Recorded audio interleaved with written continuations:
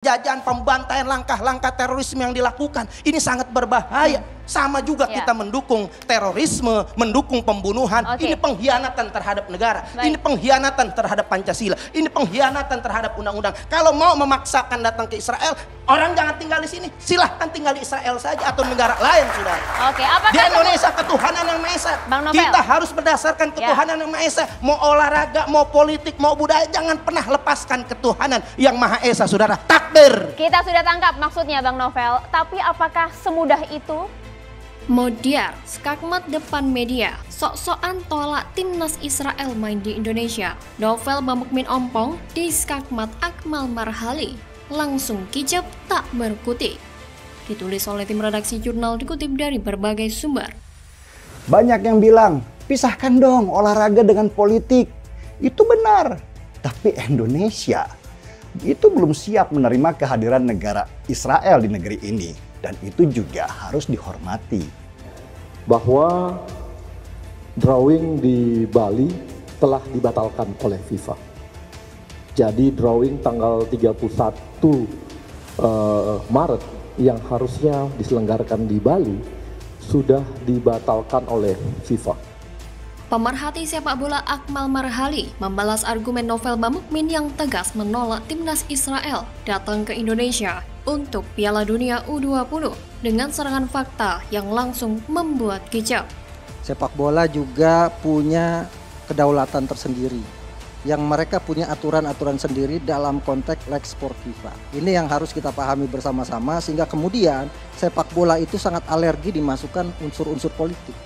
Dikutip dari talkshow bertajuk Catatan Demokrasi yang disiarkan TV One, Wasekjen PA 212 Novel Bamukmin yang dihadirkan sebagai salah satu tamu memberi pernyataan terkait isu penolakan Israel di ajang Piala Dunia U20.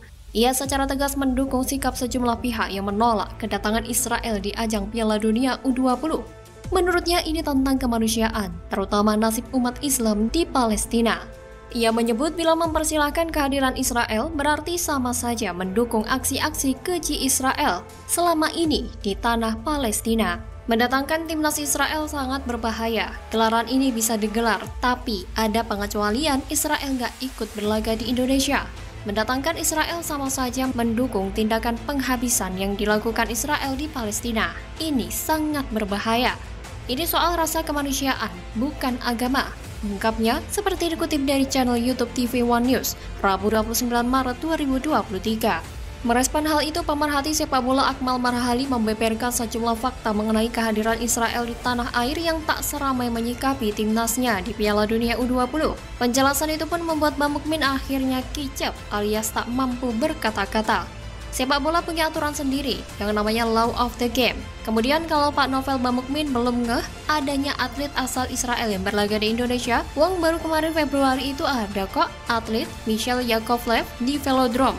Kemudian Januari ada atlet penembak dari Israel. Kemudian ada juga di Panjat Tebing, ungkapnya.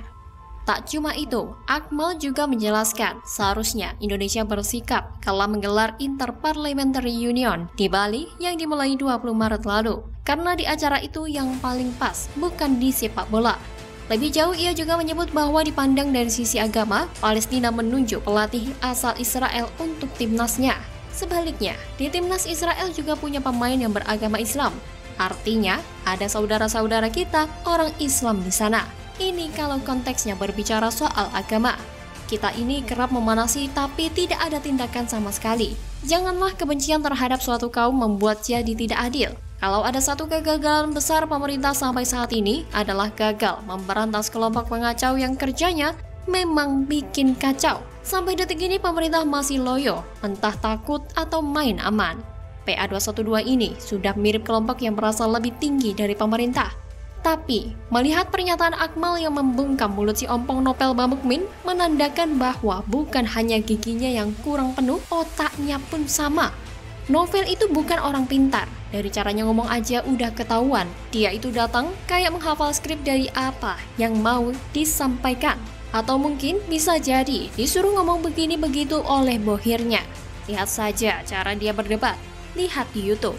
Tidak ada tata krama, tidak beradab, ngomong penuh emosi, kayak ngajak duel. suka memotong pembicaraan, argumennya tidak waras, dan berulang-ulang seperti kaset rusak yang terus diputar.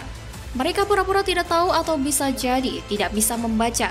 Yang datang ke Indonesia adalah pemain muda Israel yang tidak ada kaitannya dengan konflik Israel-Palestina. Mereka bukan tentara yang mau menjajah atau ajak perang. Mereka hanya sekumpulan anak muda yang mau bermain sepak bola bersama timnas negara lain. Tapi orang-orang kaya novel ini tidak akan peduli. Pokoknya tolak Israel, apapun ceritanya.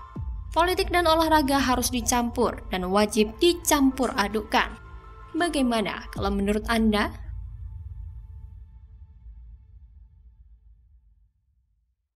Banyak orang Indonesia yang masih terpukau dengan pangkat, harta, dan nasab atau garis keturunan.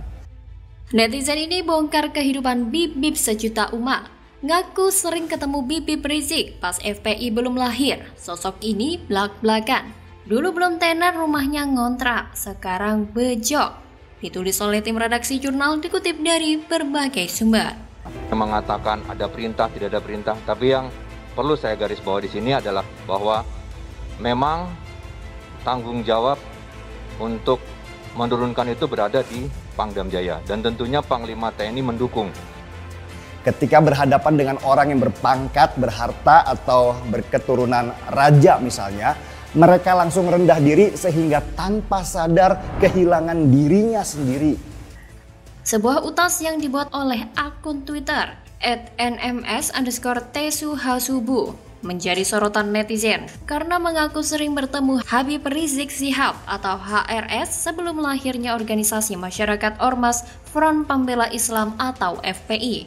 Pengguna akun itu mengawali cuitannya dengan mengunggah sebuah foto yang bernarasi, "Gawat, Lubis 212 bongkar sisi gelap Bahar bin Smith, akhirnya ketahuan jawabannya, cari uang." Sambil mengunggah gambar tersebut, ia kemudian mengaku tidak pernah bertemu dengan Habib Bahar, tapi justru sering bertemu Habib Rizik.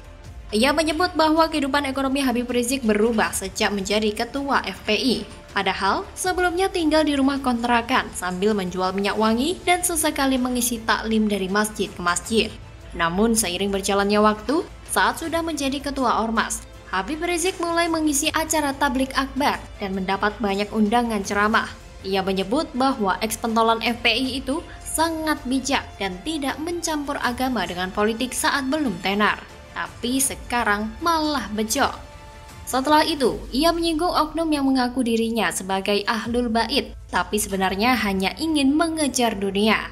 Menurutnya, 1. Dihormati dan disanjung-sanjung, 2. Mudah dapatkan fulus dari undangan ceramah, dan lain-lain.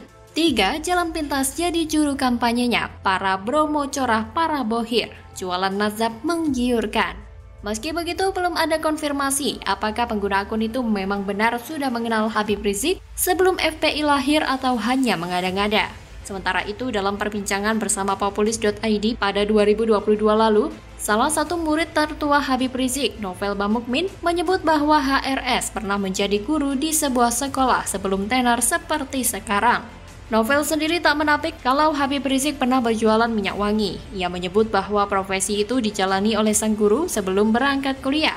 Melihat pernyataan netizen tersebut yang membongkar kehidupan Habib Rizik sebelum dia menjadi petinggi Ormas, kita bisa menyimpulkan bahwa siapapun itu yang mempunyai hubungan dengan para bohir, maka bisa dipastikan hidupnya akan tercukupi. Terlebih kalau membela, mengusung, dan menyuarakan jihad, maka duit yang masuk ke kantong akan semakin besar. Ini sebenarnya sudah sangat nuampel ke arah Rizik, sudah membuka kedok kebohongan Rizik yang sok teraniaya, sok terzolimi. Padahal dia sendiri yang menganiaya, menzolimi pemerintah Republik Indonesia.